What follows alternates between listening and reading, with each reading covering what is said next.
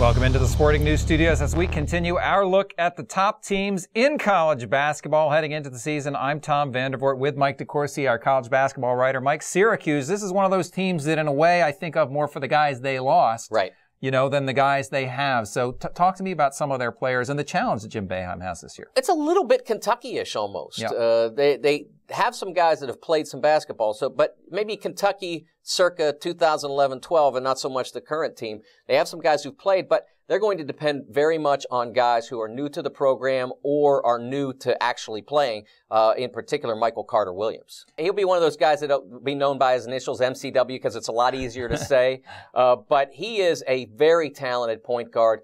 He could play either backcourt spot, and he might play a little bit off the ball as well. They can interchange him and Brandon Trish. Trish has been there forever, and so they can interchange the two of them, but I think Michael has to be a really good player. Brandon Trish is a good, solid Big East basketball player. Mm-hmm. But you don't win national championships or contend for national championships with that. You do it with great talents, and their great talent in the backcourt is Michael Carter-Williams. You know, one of the things they've done so well over the years, that 2-3 zone. Let's talk to me about what is so challenging for other teams and what they do so well with that defense. Well, because they've played it for 25 years, and one of their assistant coaches, Mike Hopkins, actually was a great player in that system, and actually Adrian Autry played alongside him. So those guys can really teach the nuances of playing that zone. They've been in it.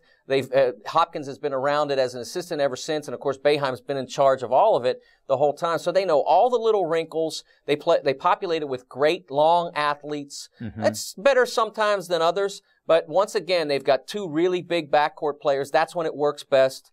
Trish and Carter-Williams. They've got good long guys at the back, Sutherland, C.J. Fair, Bai Musa Keita, Rakeem Christmas, all those guys. And now they add a big, powerful, strong freshman, Dajuan Coleman. Coleman will be a very good offensive player. How much he's able to play will be dependent on how he fits into the zone in the middle. Now, is he the biggest impact freshman for their team, or is there someone else you got? I don't think there's any question.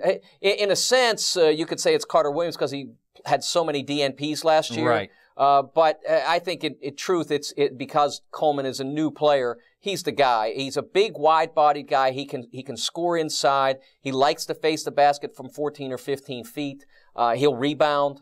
But again, how much he plays, you can tell yourself at the beginning of the year that he's going to be the guy. But if he can't guard that middle, right, eventually he comes out because they've got a couple of guys who've played there before in Christmas and Keita. I gotcha. And finally, biggest challenge for this squad that they have to overcome this year? I think the biggest challenge is that everybody on their team except Trish is basically new to his role.